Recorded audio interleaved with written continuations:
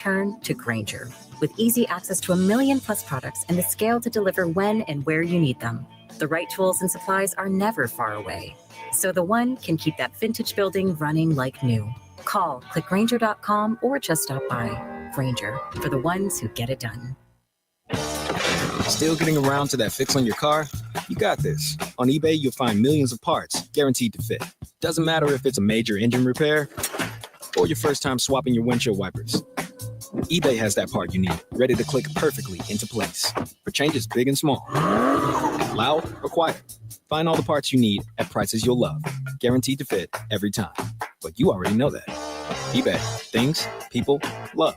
We are making it happen at the Used Car Superstore on the Sheeler Motor Mile, your premier used car dealer serving Southwest Virginia and surrounding areas for over 50 years with the best selection, value, finance options, and exceptional service. Plus 900 pre-owned vehicles all in one location. Volume selling means volume pricing, and we've got the volume. The Used Car Superstore is your one-stop for most makes and models. Cars, trucks, vans, SUVs. Many have miles in the teens, remaining factory warranties, and some are even local one-owner vehicles. Plus, Sheeler owns the finance company. Getting approved for credit is easy on the Motor Mile with finance options for every budget. 900 used vehicles in stock now. More than any other dealer in the area. Hurry in for straightforward pricing and more inventory arriving daily. Why wait? Make it happen at the Used Car Superstore on the Sheeler Motor Mile, your premier family-owned car dealer serving Southwest Virginia and surrounding areas for 50 years. I-81 exit 118C in Christiansburg. Call 866-SHEELER1. Always open at Sheeler.com.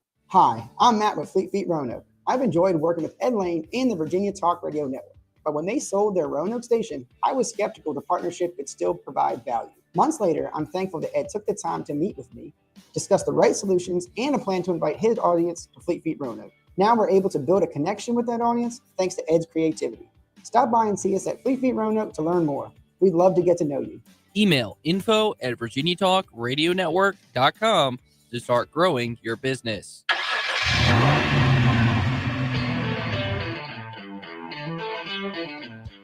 You're stepping into the fast lane on the VTRN Sports app, 93.3 FM and 1320 AM Lynchburg, or by asking Alexa or Google Home, open VTRN Sports Lynchburg. Now, take the fast lane through the topics that matter across the Commonwealth. This is the Fast Lane with Ed Lane. It must have been the most interesting thing if you watched from afar Super Bowl 59 last night. As an Eagles fan, look, obviously I was excited for the matchup itself. It was great. I'm still processing it just because I grew up with so much pain and agony. From bad football before Andy Reid took over to heartbreak during a good chunk of the Andy Reid tenure to Chip Kelly and the initial promise only for it to fall flat on its face, to Doug Peterson finally getting the Eagles over the hump, to then last night where they obliterated the Kansas City Chiefs. Like, they dominated them. And it exposed a couple of things. It exposed, from a football standpoint, Kansas City. Because we mention this so often that, I thought it would be a close game. Philadelphia's kicking issues. By the way, kudos to Jake Elliott. He was perfect on extra points and field goal attempts last night. Proved me wrong. As an Eagles fan, I couldn't be happier. But I thought that would be a factor in a close game. It never got there. Never. At one point, this game looked like maybe it could be competitive. But there's an offensive pass interference call early on Philadelphia. A.J. Brown yes, he grabbed the face mask of Trent McDuffie, but it looked like a football version of patty cake out there, Ty. It did not look like actual offensive interference. And Kansas City couldn't do anything with that. Philadelphia goes down and scores. Kansas City doesn't answer again. And at that point, that thought that entered my mind, which was I took Kansas City on the money line, but had mentioned, hey, if you're going to throw a bet down on Philadelphia, you might as well take them to win by 6.5 or more, because Philadelphia, if they're going to win, they're probably going to have to blow them out, and they may well do it. You kind of thought early because Kansas City often knows how to keep games close, and this one never felt close from the get-go. I mean, the first few drives, I was like, okay, this is about to get ugly, because I just kept seeing 4 Eagles back there. Just, Pat Mahomes didn't know. All you seen was like the pocket collapse, and he was like, "Where's Mahomes at?" On the ground. I'm like, yeah, this is gonna be an ugly game right here. Yeah, there was. And it's interesting because, so here's the deal. Cooper DeJean picks a pass off, returns it for a touchdown. And then Kansas City's got another chance to answer. And that's when I realized, okay, this is going to be much less likely to happen. Like, as an Eagles fan, I could not allow myself, even as they were getting up, I'm sitting there thinking, you got to get this game so far out of reach, because if you allow the comeback to potentially happen, you give the Chiefs the opportunity to experience some hope here in the fast lane. Hopefully you beat that out in time. And so it was a second or a third down play. And Mahomes drops back to throw from his end zone. And it's an intercepted pass by Zach Bond. And you could tell at that point, the throw didn't look great, and it looked like a horrible decision from Patrick Mahomes. And my initial thought was, I don't know if that's a bad throw, but Mahomes may have gotten some contact on the throw. And it turns out that free agent to be Josh Sweat, who is about to cash in big time, he is going to get lots and lots of dollar bills, y'all. As he just hired Drew Rosenhaus as his agent and turned in a 2.5 sack performance in the Super Bowl. Pushed the left tackle back in to Mahomes. Hit Mahomes' leg, so you can see Mahomes starting to fall to the ground, and he unloads the pass. And, the arm angle to where his body is, it looked weird and off. And then Philadelphia capped it off with this. They've radioed in the call. Hurts has it right now. 1:40 to go in the second quarter. 2nd down and 8 for the Eagles. After picking up Mahomes, shotgun snap to Hurts, left tackle block, line drive throw, caught on the 5. A.J. Brown hits the pylon far side. Touchdown, Philadelphia.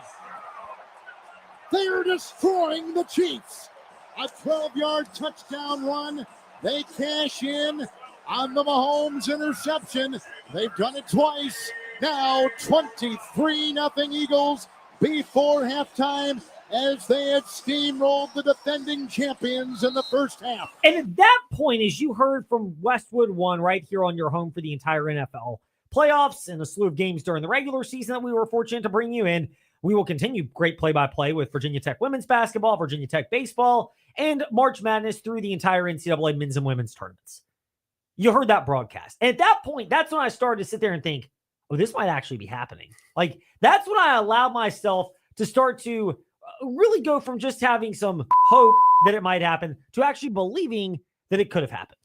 But did I tell you, Ed, like, this defense reminded you of Leisure to Boom. Not having like the certain players, but the way they was flying around, making plays and disrupting Pat Mahomes, making feel uncomfortable. I was like, this is like the part 2 of Leisure to Boom. I was right about that the whole time. No doubt. I mean, they really were. Look, Philadelphia had the most aggressive defense you can imagine. And there's a lot made about how the NFL, and this is one of the best parts to professional football, but the salary cap keeps player salaries in check. There is no salary cap for resources. Philadelphia will spend money on that. Obviously, with, I would say at this point now, maybe not even an argument, the best general manager in football in Howie Roseman. Because if you look at most of the other dynasties we've seen are multi-time champions in the NFL as far as franchises recently. Pittsburgh, it's a top-down model back in the day. Kansas City, it's an Andy Reid-directed organization. And New England, it was Bill Belichick directing things there. Even though they're the head coach, they are the power player for the general manager. They have final say. Philadelphia is different. They spend money on the offensive line. Jeff Stoutland, one of the best offensive line coaches. They spend money on the defensive coordinator in Vic Fangio. They spend money on the offensive and defensive lines. And it paid off in a big way last night. The offensive line could not get much of a push for Trey's guy. Say something about it. But they did enough to keep Jalen Hurts upright. And the defensive line lived in the backfield. And as great as Creed Humphrey, the center, and Trey Smith, the right guard for Kansas City were, there were a number of instances, and I think you saw some of this, Ty, when it was one-on-one Carter against Trey Smith, Carter could get pressure. When it was not, the Chiefs used their 2 best offensive linemen on one player, and it freed all the other great Eagle defensive linemen up to go one-on-one against the rest of the Kansas City offensive line. And in pretty much every one of those matchups, Philadelphia, they were superior across the board. So Jalen Carter may not have padded the stat sheet, but he took up enough blocks from the 2 best all-pro offensive linemen of Kansas City and allowed everybody else to just wreak havoc, and that's how the game unfolded. I mean, it was just 1-on-1. So it was like somebody got to win 1-on-1. Basically, all of them won the 1-on-1 matchup every single play. You just like, they didn't know what to do, especially like you got Josh Sweat and Nolan Smith covering on the edge, pushing the both tackles with Mahomes. Then Mahomes got to step up. Then he got to see Milton and Jalen Carter. That's what made it more worse. So that's what like Pat Mahomes, they had nowhere to go. But they would have still managed to disrupt everything and stuff. And like even what's more better, like the back seven was playing great. Really, they were just dropping their coverages, but the D line was making it more easy for them. It was. I mean, as great as you hit the nail on the head, Ty. As great as Philadelphia's back seven played, the linebackers and defensive backs, it's the four big guys up front and anybody else they rotated in. They blitzed Patrick Mahomes 0 times last night. 0. They still dominated them because Patrick Mahomes, the last gasp for Kansas City, it's 27-0, where you could use the old line from the Fresh Prince of Bel-Air. I got to unearth this one. All we need is 4 quick touchdowns, guys, and we'll be right back in this one. Do you remember that, by the way? Yes. ULA, University of LA, not UCLA. ULA, and the guy in the halftime speech is, come on, guys, all we need is 4 quick touchdowns, and we'll be right back in this one. By far, favorite episode of all time, and there are a lot of them in that great series. Shout out, by the way, Philadelphia sports fans, as weird as Will Smith is. Now, he and Jazz, Philly guys. Patrick Mahomes drops back. Avonte Maddox, backup and bench defensive back, comes in. Good for him, by the way. He's been around for Philly for a while. He's taken a demoted role and pay cuts a couple of times. He breaks up the pass play. And I thought you hit the nail on the head when you mentioned it earlier, that the dagger in the heart, when you mentioned this on the morning warm-up today, came on this particular play, where many thought it was going to be a Saquon Barkley backbreaking run. Instead, soon-to-be New Orleans Saints head coach Kellen Moore dialed this up instead, as you heard from Westwood One on the VTRN Sports app. In the pistol, on the NFL logo, from the Kansas City 46, Eagles take over 1st and 10. The shotgun snap, the fake handoff, and Hurts drops back 5, winds up, long arching pass, down the middle, it's caught over the shoulder in the end zone. Touchdown, Smith. And that may make it insurmountable. 46-yard touchdown strike. 33-0 Eagles. Wow. And that is what made it insurmountable, because 4 touchdowns with 2-point conversions. 8 times 4 equals 32. They got to 33-0. Even then, I got up and was excited. And I don't get all that emotive during a game watching it with me until I know it's pretty much in hand. And that's when I realized, look, Kansas City might get a big play or two from there on out. And they actually did with the passes to Xavier Worthy. And they got a 3rd touchdown to DeAndre Hopkins. But at that point, you knew it was going to be cosmetic points. And all Philadelphia had to do was get a couple of first downs, move the sticks. They would end up scoring 2 more field goals to really keep enough distance from Kansas City. But after that pass play that you heard on the VTRN Sports app from Westwood One, Jalen Hurts 46 yards to Devontae Smith, which, by the way, Fox broadcast. Would have loved to have seen them put a little graphic up with some asterisks and some, @ signs and some exclamation points and some stars, because they showed Devontae Smith in the end zone, and then they put the mic on him, and like half of what he said was beeped out. Yeah, I figure it was beeped out anyway. Not a banner night for Fox. More on that in the first of 2 Fast 5 at 5-ishes. We'll do that one, then we'll do a weekend review in basketball, then we'll Covering the Commonwealth today in the Fast Lane. We'll get in depth into basketball, Tech, UVA, and Liberty. All good weekends on the men's hardwood over the weekend. We'll get into that with the experts, 5:35, Covering the Commonwealth, and then we'll react in greater depth tomorrow in the Fast Lane. But not a great broadcast for Fox. One of the many, for them. But at that point, Philadelphia, I wrote this down, so anybody watching it, Fast Lane, Ed Lane, or VTRN Sports on YouTube or Facebook Live, 34-0 Philadelphia. Their advantage over Kansas City in total offense, 292 yards to 54. Like, this was an absolute butt whipping from Philadelphia at that particular point. And that's when you realize that Philadelphia, in their quest to be champions, they will not be deterred. And Philadelphia easily rolled in that game. And I thought it would be a blowout. I didn't think it would quite be like that. But as Kurt from Good Burger would say, well, I should have known. I should have, because if Philadelphia is going to win, even winning by 6.5, I should have been bold enough and been like, just find the highest alt line you possibly can, because Philadelphia won that game by 18, and really it wasn't even that close. I can say one thing. Kellen Moore and Vic Fangio was like, their play calling was great. What made them more better? Like, I say this, Kellen Moore is probably on the sideline with Jalen Hurts saying, let's go for the kill shot and let's give it to Devontae Smith. And that's what put the ice on the cake. And I was like, you can't make this up. Kellen Moore's play call was amazing. But what was more amazing was Jalen Hurts' awareness in the pocket, his passes. He looked so sharp. I was like, Jalen Hurts actually looked like the old Jalen Hurts that we've been seeing this whole time and everything. It did. He looked confident and good. And good for Jalen Hurts.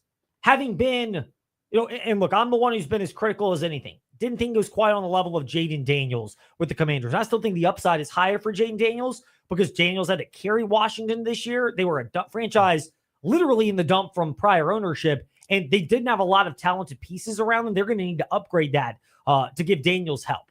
But there were question marks about Hurts, particularly what if he were in the AFC? How would he handle going up against Mahomes? He's outplayed Mahomes now in 2 Super Bowls. Won one of them. You can argue he could have won the other, but he's won one of those.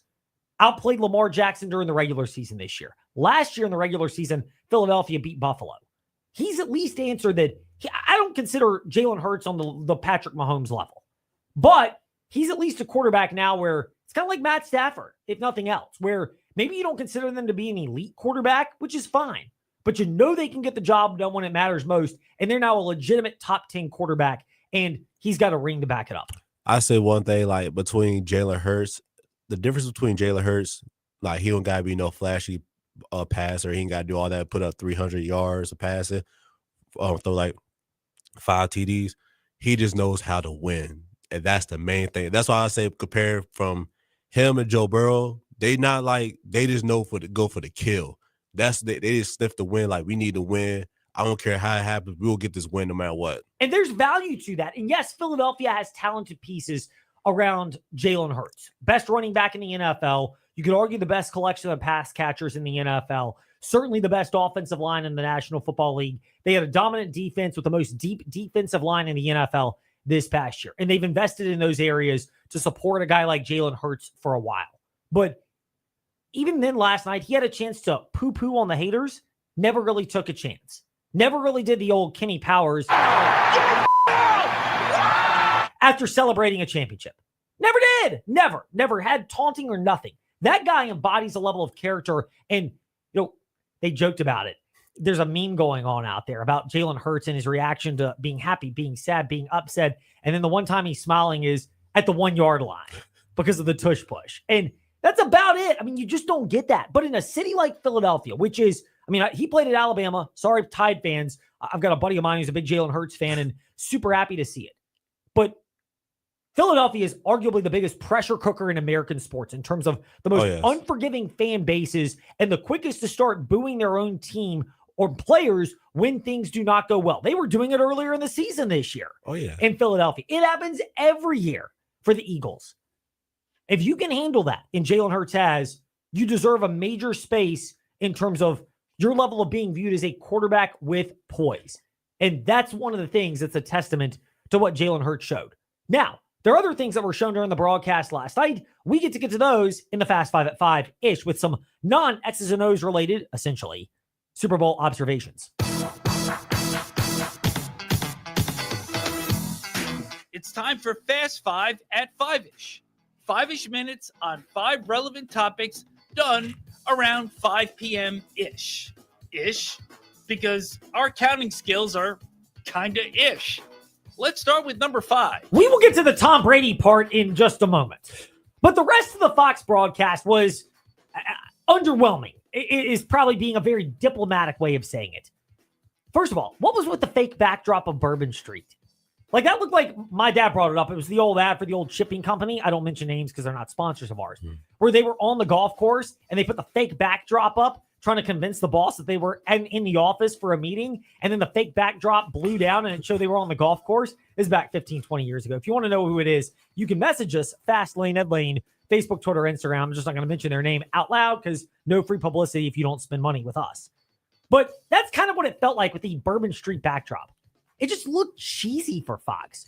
The graphic they had, I wasn't wild about the bottom score graphic. I thought the one they had during the majority of the season looked so much cleaner and better. This is one of those, if it's not broke, break it so you can improve upon it.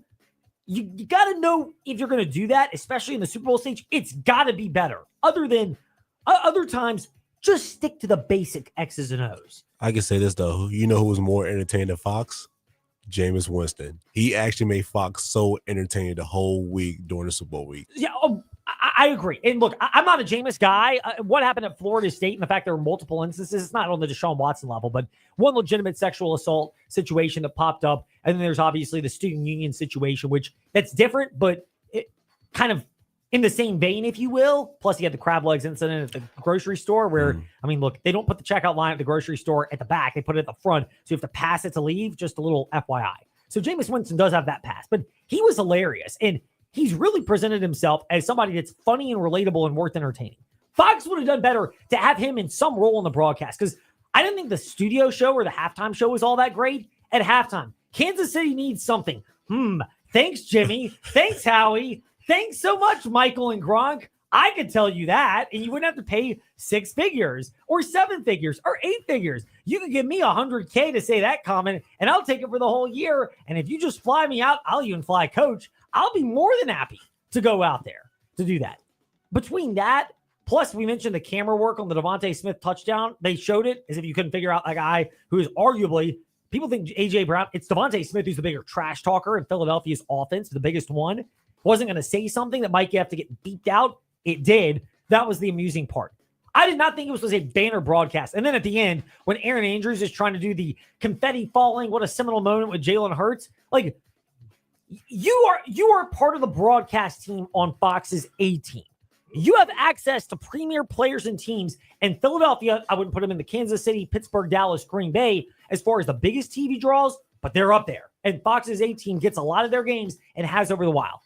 How do you not have a better awareness if you're Aaron Andrews to know that Jalen Hurts he's not going to bite on those types of cheesy humor things like Patrick Mahomes would have or Travis Kelce or most other guys?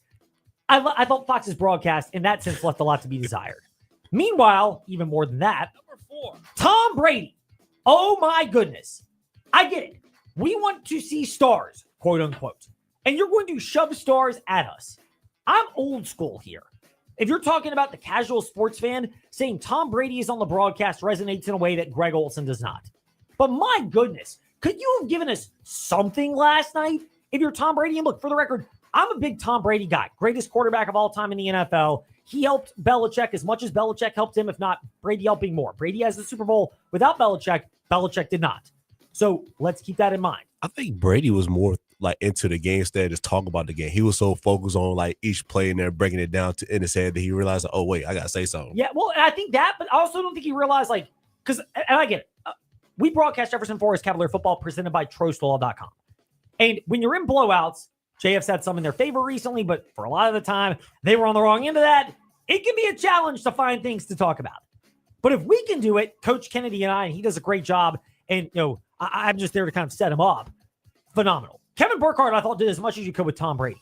But how about you tell us what's going through the mind of Patrick Mahomes as a quarterback who's had a good Super Bowl and won, what it's like to be losing and how you process that and rally the troops. How about you show, and you can rely on your sideline reporters for this, but what's going on the Chiefs sideline? What's the mood like down there? How do you talk about Jalen Hurts, a guy who's lost the Super Bowl, bouncing back and winning one? I get Brady won his first 3, but he has then lost a couple, Giants, and Philly, and bounced back to win his last Super Bowl against the Rams and the one in Tampa Bay as well, against Mahomes, oddly enough. You think he knows something about that? I thought there was a lot to be desired from the Brady side of the broadcast in terms of commentator, and it was mostly the season for him. Yeah, he got a little bit better during the playoffs, but here's the thing. Okay, it's his first year. Cut him some slack. Normally, I'd say that's fine. But when you're making $37.5 million and you're on the A team ahead of a guy who is clearly superior to you, because Olsen's clearly a better analyst, I'm not cutting you slack. To whom more dollar bills, y'all, are given, then I reserve the right to say that your commentary deserves being rejected if you're asking whether it's quality or not. Meanwhile, speaking of Fox's broadcast, number 3, the ads for the broadcast. Look, I'll be the first to admit, I did not see all the ads because in a year where your team is playing in the Super Bowl, and as a Philadelphia Eagles fan, I need to go all usher here in the fast lane and I didn't see all the ads. But some of the ones that jumped out from the first half, I thought it's okay to drink on the job commercial. I'm not going to mention the name of the drink, but it's a water drink, if you will, with a cool name. Where they had the police officers drinking and the referees drinking and the school bus driver drinking and all the others. I thought that was a real funny one. I'm a Clydesdale guy through and through. Love that one. The Jalen Hurts ad at the end after the game about him having finally broken through after all the doubt. As an Eagles fan, of course, I ate that up and loved it. But just as somebody who appreciates how much Hurts has gone through, bench in the national championship game at Alabama, Tua takes over, throws the game-winning touchdown pass, ironically, to Devontae Smith. So the fact he had to transfer to Oklahoma, lost his first Super Bowl, even though he played well, and had to always answer these questions, I love that one. I thought the Snoop Dogg, the Snoop and Tom Brady anti-hate ads about the fact that we have to talk about it was a really well done ad.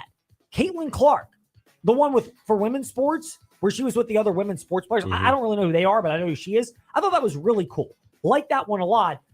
So I don't think the ads were as bad as they were in prior years. I just think it's harder than ever before to get creative. But of the ones I saw, some of them, I thought the one with Seal as a seal, that was creepy to me. That was really, yeah. But the rest of them were pretty cool. I mean, I'll say this, like on Twitter, they were showing a lot of ads already before the Super Bowl. I'm like, you could wait for the Super Bowl, just show the ads that just showed on Twitter already. And you be like, oh, well, thanks for letting me know right now instead of just waiting the whole time. So that's why I was like, the ads okay. Some of them was like, caught my attention with the Thunderbolts, like superhero stuff. Then I didn't know Lilo Stitch was coming out with a movie, live action. That threw me off right there. Yes. I'm not a movie guy the way you are, but I get that as well. Meanwhile, on to number 2. Speaking of the entertainment side of the Super Bowl, Kendrick Lamar's halftime show. Look, this is where I'm getting old. I don't know as many of his songs as I did Snoop, Eminem, Dr. Dre, and Ice Cube when they were out there a couple of years ago. That to me is still the best one. And I know Prince, people love him from Purple Rain. That was phenomenal. R.I.P. to him. No, the political side to thing, I don't mind. I know most people that are entertainers will say stuff politically. And I know that Donald Trump being in attendance last night was probably a big part of the reason why they had the Samuel L. Jackson part and then the Kendrick Lamar aspect to it. I don't necessarily like political statements in the Super Bowl per se, because I'm a guy who tries to come to that to get away from it. My bigger gripe, though, is just if you're going to play a concert, how quickly they went from one song to the next song. I would have rather heard a little bit more out of fewer songs so that I could get to know the artist, because the political stuff, okay, I maybe not like about all of that either way. But, I mean, look, I can like people's music regardless. And there was some music I enjoyed last night in it, but it was so quick, it was hard to really get immersed in it.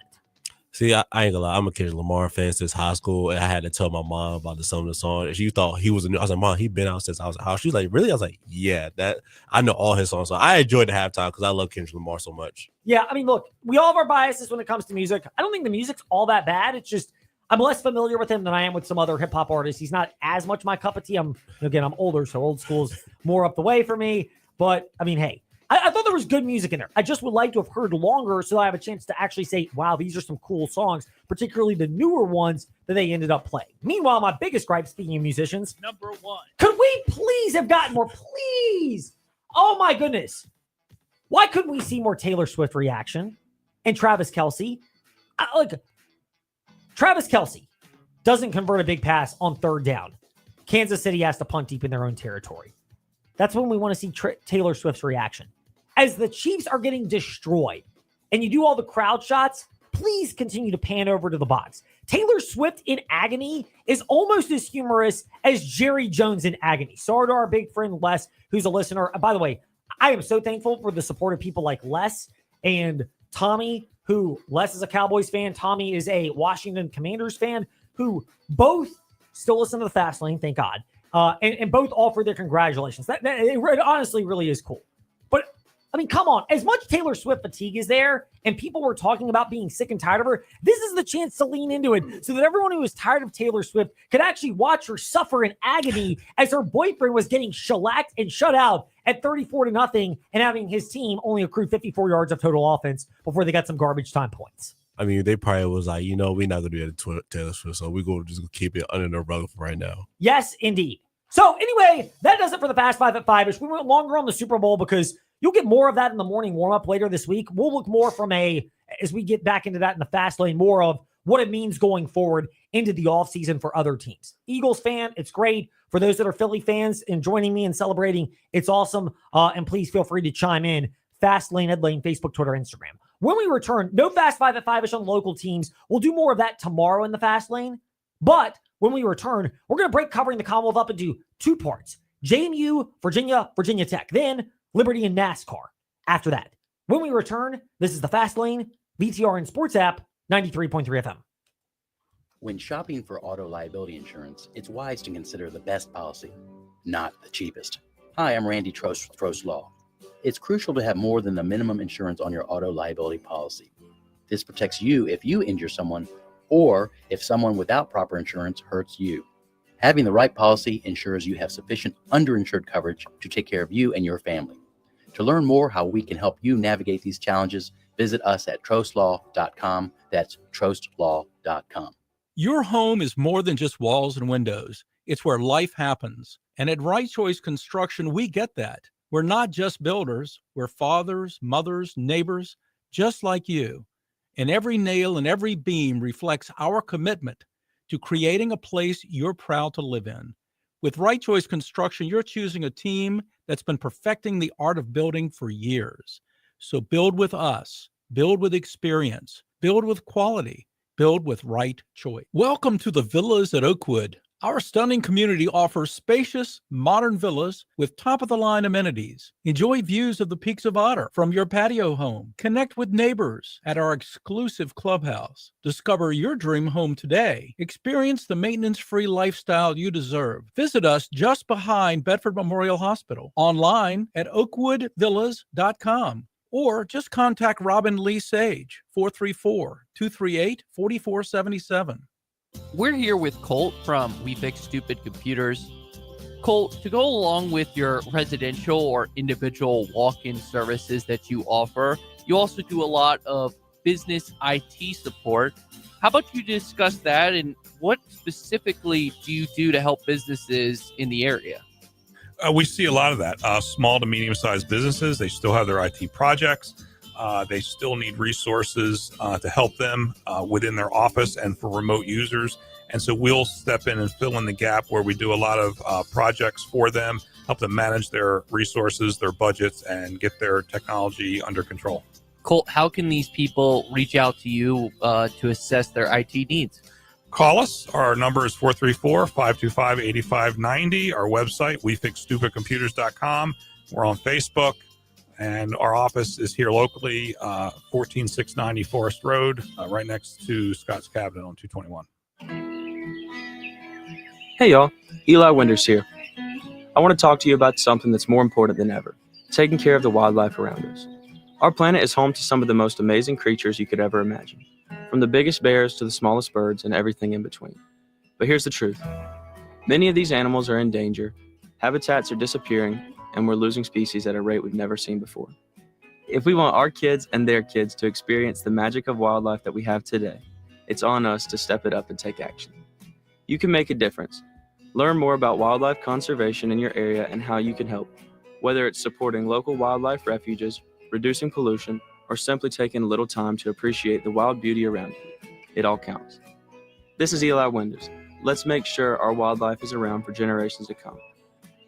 Y'all take care of the earth and it'll take care of us. This message is courtesy of the United States Air Force.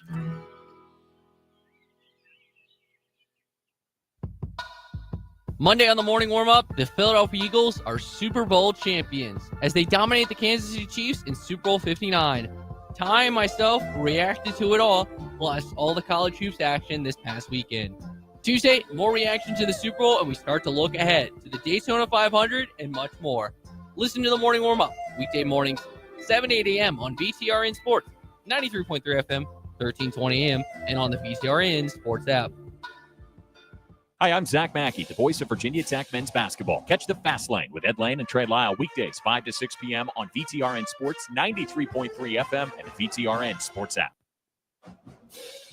Hey, this is Virginia Tech analyst and former Hokies tight end Mike Burnham. You're listening to the Fast Lane with Ed Lane and Trey Lyle. Join the chat at Trey Lyle VT and Fast Lane Ed Lane on Facebook, Twitter, YouTube, and Instagram. Well, you knew the winning streak was bound to come to an end, and maybe it's a blessing in disguise for this team that it happened out of conference.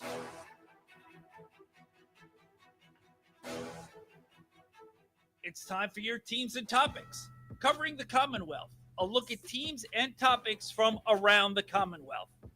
Let's start with the JMU Dukes. Shane Metlin, DNRonline.com and the Harrisonburg Daily News Record. Shane_DNR Sports on Twitter. Shane, good to be speaking with you. Yes, we're going to put an optimistic spin on this for just a second. JMU's loss at Toledo this past weekend.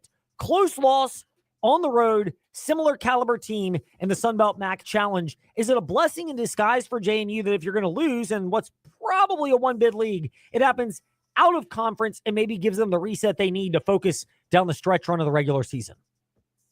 Yeah, probably is. I mean, sure you'd love to like finish the regular season on the 12-game winning streak, but I mean, with this team, I don't know if that was ever particularly likely that they'd, go all the way through the end of the regular season, even though they were, I think you look at Ken Palm and things like that, they were slightly favored in every game the rest of the way, including that Toledo game, but the odds of winning them all were not great. So yeah, you're still where you were in the conference race, which is much better than you were a few weeks ago. And you can probably just kind of put this one behind you if you're JMU. Yeah, I mean, for JMU, hey, it doesn't do anything with Sunbelt play. It's probably not going to impact your NCAA tournament outlook too much, but you end up dropping a game at Toledo. Biggest concern, the fact that there wasn't a lot of consistent scoring outside of Mark Freeman? Yeah, maybe. I think, they got into some pretty major foul trouble with their bigs, which even if their guys aren't scoring a lot underneath, especially Elijah Hutchins Everett, just takes up so much space, grabs a lot of attention, draws a lot of double teams. That affects their offense a little bit. But, kind of the similar vibe of the whole thing, though, is like if you're going to have an off night offensively, that's probably the one where you want to have it. Yeah, I mean, it's a road game at Toledo. It does not do anything to Sunbelt Conference play standings, and that's a big one for JMU. Meanwhile, Shane, you touched on the Lady Dukes. They're now 20-4. They've won 13 straight. They snapped Ball State's 13-game winning streak. We know what their ceiling is. They're not an SEC team. Texas beat them handily at JMU a few months ago. But, is this a statement that for JMU, this is a team that, at this point, you maybe have to consider them the favored to win the Sun Belt Conference regular season and, more importantly, the tournament? Yeah, I think they're definitely the favorite. Arkansas State's also having a great year, but they have a loss, and those teams won't play in the regular season. I don't know that, everybody in the Sun Belt misses one team from the other division, and I don't know going into the season that you thought JMU Arkansas State was going to be the game everybody'd want to see and they wouldn't get to, but that's kind of where we stand. But yeah, they have a chance to run the table in the conference, like, frankly. I mean, that's hard to do, and they may not get through it without a loss. But, I mean, I think they're clearly the best, deepest, most talented team in the Sun Belt, and it's really their conference to lose at this point. Yeah, I mean, for JMU, the Lady Dukes, they have been on fire. They've got 13 straight wins. They've been really good so far. This is as strong of a team as you'll find in Sun Belt women's basketball. Shane, your insight is always strong at DNRonline.com and at Shane_DNR Sports. Thank you for making a moment today in the Fast Lane. All right, thanks, guys. Now to the Virginia Cavaliers. With JerryRatcliffe.com founder and contributor, Jerry Hootie Ratcliffe. Hootie, if nothing else, this past Saturday, the Wahoos were able to feel great. How special was that ceremony at halftime honoring the legendary, now former men's basketball coach, Tony Bennett? I thought it was terrific, Ed. Very well done, tastefully done.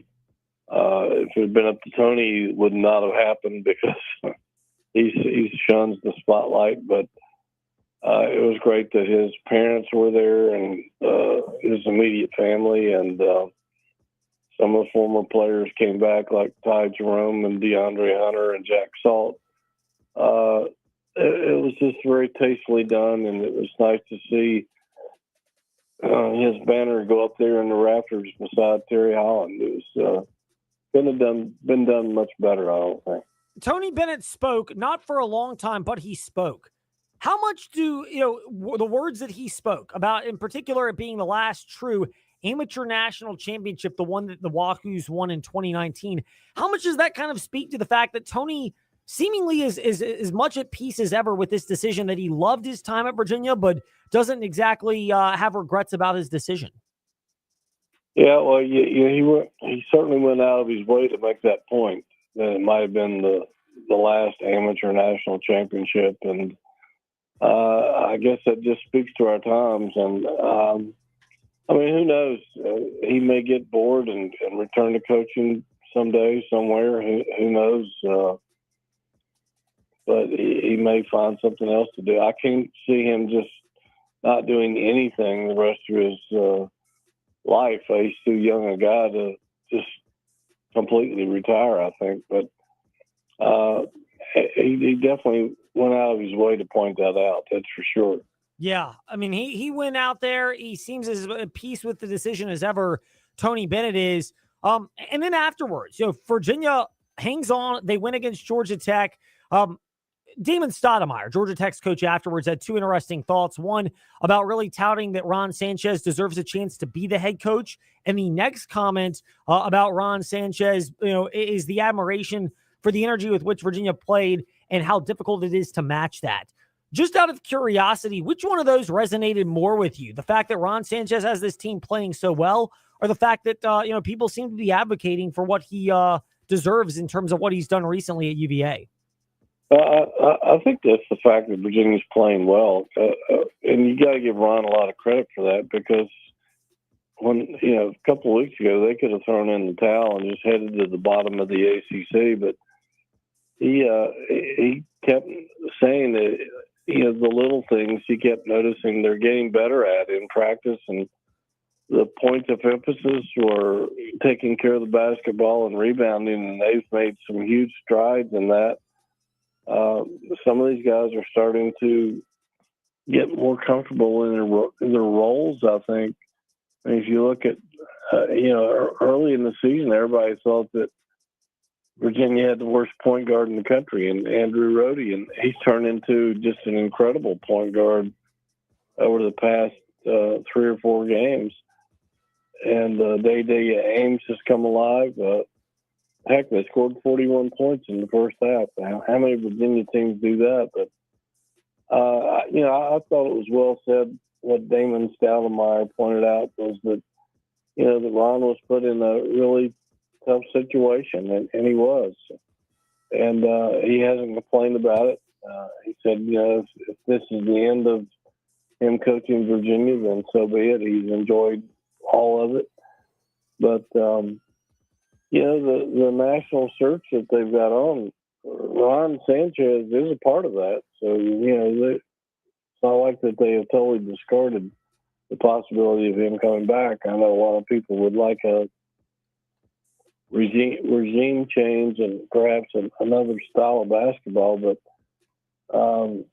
there a lot of people are in his corner and believe that he deserves a chance to continue on if they can continue the success they've shown the past couple of weeks.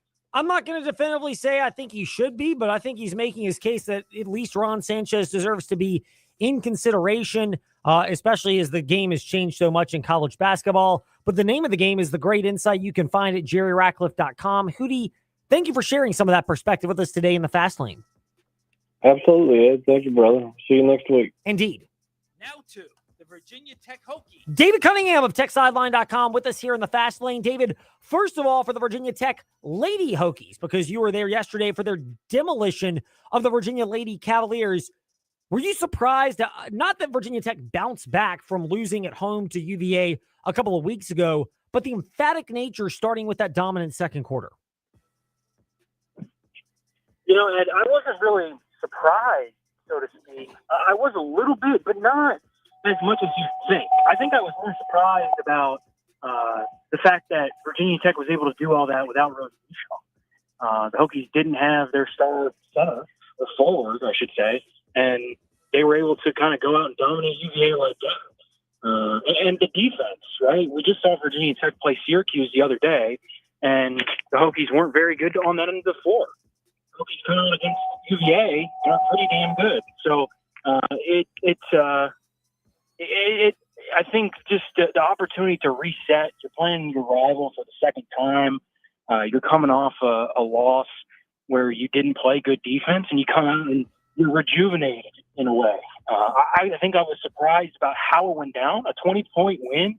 I mean, you'll take that every day of the week and twice on Sundays. Indeed. And Virginia Tech felt like they took it twice on Sundays because they demolished Virginia, winning by over 20 at JPJ in a game that was never really all that close. Meanwhile, the men's basketball team, it looked like they were going to get beat at Notre Dame. And then all of a sudden, don't look now, but they find a way to win. Okay, yes, it's a bad ACC. Yes, Notre Dame, they're disappointing. But, is this another notch in the belt of Mike Young that, they need resources to support this program long-term and to keep these guys around. But Mike Young finding a way to have that team not just stay fighting, but win that game at Notre Dame is under key, low-rated impressive. Yeah, I agree 1,000%. And on that resources topic, I've been told that he'll have plenty of NIL and he'll have plenty of resources next year, especially assuming the health settlement goes through and the Hokies can revenue share. It sounds like he should be in a really, really good position. But as far as that game goes, I think we've seen a Virginia Tech team that has fought and scratched and clawed in close games this year. Hokies are 5-0 in points decided by games decided by 3 points or fewer. That's really, really impressive. Virginia Tech fans would have you know that that's probably the exact opposite of the football program. But what this group, in all seriousness, has done has been extremely impressive. Hokies have won close games, and they've come down. They've been able to fight their way back in a couple against Cal, against Miami, against NC State. They've kind of staved off a response from the other team or just come back in general. And you're seeing a Hokies team, I think, that is really, really improving.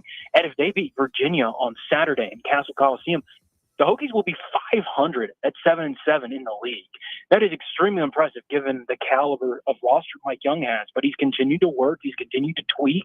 These guys have continued to get better. And I think you saw that on Saturday. They didn't necessarily play their best basketball, but in the second half, they really, really stymied Notre Dame and did a really good job at holding them off in the final couple minutes. They got the offensive contributions that they need.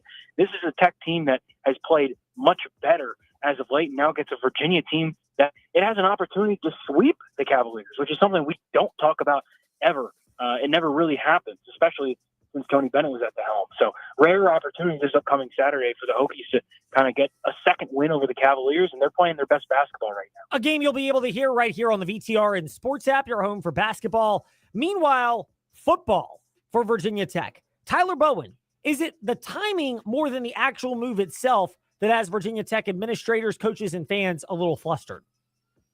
Yeah, you never want to have to change coaches in February, especially a coordinator. I think, as you might have seen on Twitter, and I know Trey did, it all goes back to what, funny enough, what Jerry Jones did at Dallas, where he hired Marty Schottenheimer, and the OC he brought in was from the Cardinals and the offensive line coach there, and the Ohio State offensive line coach went to Arizona. And as a result, Ohio State, the Buckeyes, they needed a new offensive line coach, and they go and poach Tyler Bowen from Virginia Tech. It stinks for the Hokies' perspective, just as far as this is a offensive coordinator who, I think he had pretty good results when he was on. When he was off, it was hit or miss, but I think he got the best out of his quarterbacks a lot of the time, playing to their strengths.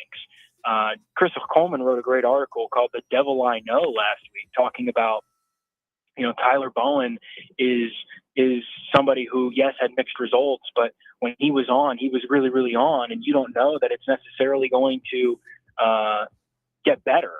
So I'm very curious to see where the Hokies go from here. I expect to hire here in the short term because spring football starts right around the corner, and you never want to have to lose both of your coordinators. Virginia Tech fired its defensive coordinator, but now has to replace its OC. And it goes back to the timing, kind of what you asked, Ed, where if you're Virginia Tech, you do not want to be replacing an offensive coordinator. You have to do, this entire spring football practice and whatnot. This season is going to be spent tweaking and learning a new system on both sides of the ball now. Might be advantage come August 31st, when you play South Carolina in Atlanta, but it might not be an advantage necessarily in spring practice when everybody has to learn everything, both sides of the ball. So it's certainly peculiar timing, but in part because of what, the trickle-down effect, I guess, from the NFL. It is. And the longer season has an impact for the NFL and college, and they're all tied together, much like the Insight is all neatly tied together at techsideline.com, where David Cunningham and his colleagues write. David, thank you for your time. We'll keep it locked to the Real D Cunningham on Twitter and Insta. Appreciate it, Ed. Talk to you soon. Indeed. David Cunningham with us here for part 1 of Covering the Commonwealth. When we return, part 2 on the Liberty Flames. Weekend sweep over at and NASCAR Speed Weeks at Daytona to wrap up the Fast Lane. BTR and Sports app, 93.3 FM. It's time for the annual Volkswagen Sign and Drive event going on now at Terry Volkswagen. During this event, Volkswagen throws out the best deals of the year. For example, right now you can lease a new 2024 Volkswagen Tiguan Wolfsburg Edition for only $389 per month, or a new VW Taos for only $299 a month. That's zero down, folks. Just sign and drive with approved credit. But don't wait, because these deals don't come along often. Come see us today at Terry Volkswagen, where we say you'll love our cars. Are you already done with winter? At Aquatrek Adventures, we can help you escape. Scuba classes are forming right now. We can have you ready for warm, picture-perfect beaches, clear tropical water, and blue skies in sunny Florida, Cozumel, the Cayman Islands, or even Fiji once you complete your certification. Take that first step. Call Aquatrek Adventures on Mill Lane in Salem and visit our website at aquatrekadventures.com. Imagine a community where every homeowner feels heard and valued. That's the feeling you deserve, and that's the feeling you'll get at Brownstone Properties. Our dedicated team is here to support you, ensuring clear communication and proactive solutions. Transform your homeowners associations. Call Brownstone Properties today for a free consultation. brownstoneproperties.com and 3720 Old Forest Road in Lynchburg. Let's build a better community together. Is your spouse saying, let's go, experience something awesome? Well, you're in luck, because at InsaneRadioDeals.com, we've been told to let it go of every single item, which is why now through the end of February, enter the promo code FROZEN at checkout for 22% off the list price of every item. That includes Fleet Feet Roanoke gift certificates, Crosswhite Athletic Club, couples and family memberships, Aquatrek Adventures gift certificates, and a SeaofRed.com club passes at InsaneRadioDeals.com now through the end of February. Hi, this is Zach Mackey, the voice of Virginia Tech men's basketball. You're listening to The Fast Lane with Ed Lane and Trey Lyle. Join the chat at Trey Lyle VT and Fast Lane Ed Lane on Facebook, Twitter, YouTube, and Instagram. Well, it was in reverse order of what many people expected over at because Thursday night it was the dominant performance for the Liberty Flames. Saturday, it was the tighter, grinded out affair against a team that, well, as our next guest has noted, they've been a thorn for pretty much everybody, even though they haven't beaten many of them in Conference USA play.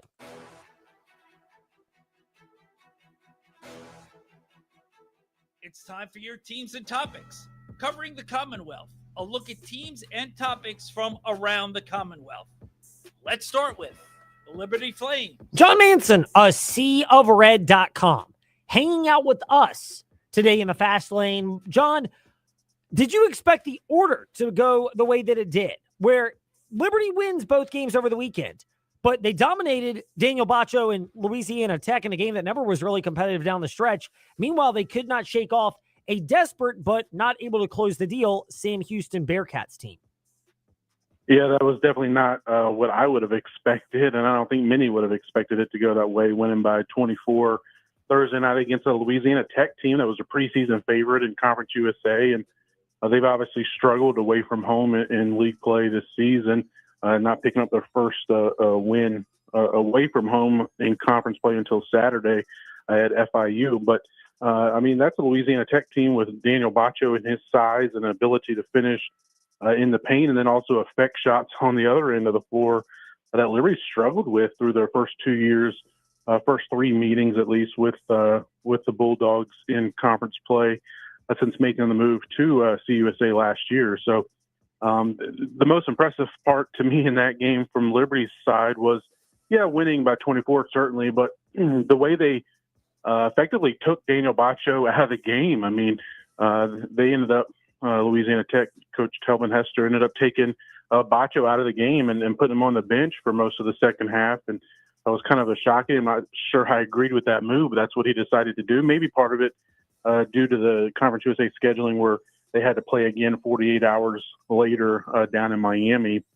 Maybe just preserve him while you're getting beat pretty bad. But, I mean, Liberty did a great job of, first Owen Aquino running Bacho at times, but also making it tough for him to get position on the block. And then when he did touch the ball, Liberty was constantly throwing defenders at him, dropping down, whether it was a Zach Cleveland or one of the guards coming down to frustrate him. And I mean, Bacho was leading the nation in field goal percentage entering the game Thursday night, and he shot less than 50% in the game. And like I said, was effectively taken out of the game and didn't quite get to double figure scoring. And then Saturday, Sam Houston, a team that's now 1-10 in conference play and sitting in last place in the league standings, a team that won the regular season title in CUSA last year, their first year in the league, but they've obviously struggled, had some injury concerns, but as you kind of alluded to, they've lost all 10 conference games, have been decided by single digits, and 3 of those in overtime, and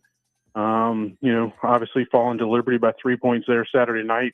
Valiant effort for them, but they're just, as Coach McKay put it in the postgame press conference, just a few possessions away from really being a team that's to be feared, and they may be a team that's to be feared, and a team nobody wants to play when you get to Huntsville. Yeah, I mean, that's the big thing is they're now showing they can win in a multitude of ways, which is crucial this time of year. Somebody whose insight is always winning at theseaofred.com. John Manson with us here in the Fast Lane. John, the other parts of the weekend was before the win against Sam Houston, Liberty honoring head men's basketball coach Richie McKay. How much easier is it for he, his family, his players, and the fans to celebrate it that even though it was kind of nip and tuck down the stretch, you get a win over Sam Houston, it's a lot easier to look back on Saturday as a great day to be a Flames fan.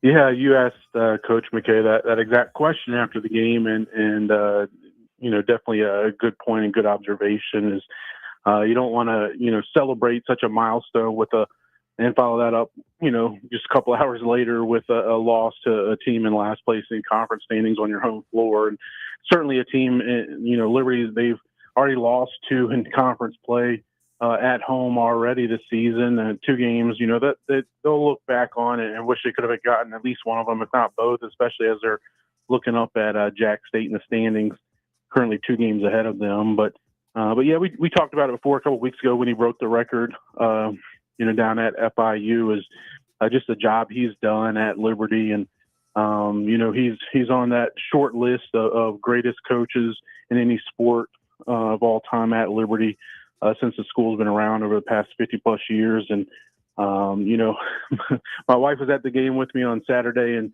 she said, so when are they going to name the court after him, have it McKay Court? And I'm sure that's not something he'll give his stamp of approval as long as he's running things at Liberty, but maybe sometime after he's retired and moved on, he'll be okay with Liberty honoring him in some regard, which he certainly should be. But you can't forget his counterpart on the women's side, Kerry Green. Got to honor him as well too. He's also the winningest coach in Liberty history, regardless of sport, not just women's basketball. Yeah, that's a whole cooler angle that we'll get into as our season progresses. Kerry Green, he's got the Liberty Flames playing as well as they did a couple of years ago and bouncing back from last year's kind of bump in the road, if you will. John, the inside is never a bump in the road. It's always fantastic at theseaofred.com. Thanks for sharing it today here in the Fast Lane. Thanks for having me on, Ed. Talk to you soon. Our pleasure to have John Manson from theseaofred.com in the Fast Lane on W227BG Timberlake, WVGM AM Lynchburg, WMNA Gretna, Danville Southside. And last but not least, or maybe least, NASCAR. The end of the season in the NFL means the start of the season in NASCAR, even though they actually had the race at Bowman Gray, the Clash last weekend.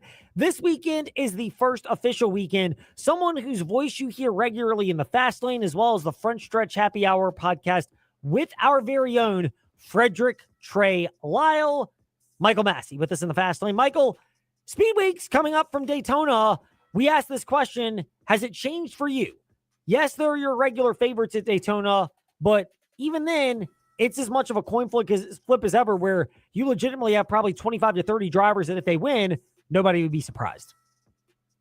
Yeah, first off, great to be on here, Ed, but it's Daytona, it's not really what it used to mean. Like back in the days of Richard Petty, Dale Earnhardt, like it really was about the best of the best winning at Daytona, being fast there. Now, I mean, you do have the guys that are up there all the time, like a Brad Keselowski or Denny Hamlin, that you know are going to be threats, Ryan Blaney. But as we saw last fall at Daytona with Harrison Burton, he was 32nd in points, and he won at Daytona and got a playoff spot. So that shows it really is anybody's game. If you qualify for the race Thursday night through the duels, you pretty much have a shot to win it. And I don't know if that waters down the event at all, but it's really exciting for the most part. Yeah, it is. The duels are great. It's kind of the appetizer, if you will, with the truck race Friday, the Xfinity Series race Saturday, and then the Daytona 500 on Sunday afternoon. Michael, the race itself, we know it's the Super Bowl of NASCAR. Off-season storylines. Is it the fact that there's at least an injunction? So 2311 with Tyler Reddick and Bubba Wallace will be able to race this race, and presumably as many as they need to until this gets settled. That's the big storyline? Is there something else that's got your attention? Even though we know silly seasons results often before last regular season wraps up, what else is on your radar as far as bigger picture storylines heading into Speed Weeks? Well, the lawsuit will be the thing, the 2311 and Front Row Motorsports versus NASCAR. That'll be looming all year long. I don't even think we'll get a decision on it this season, probably, with the way the court processes play out. But that will be the deal. You don't hear about it. If you're watching the broadcast, they're not going to mention it on there because I don't think it's in NASCAR's best interest to talk about it live on the air.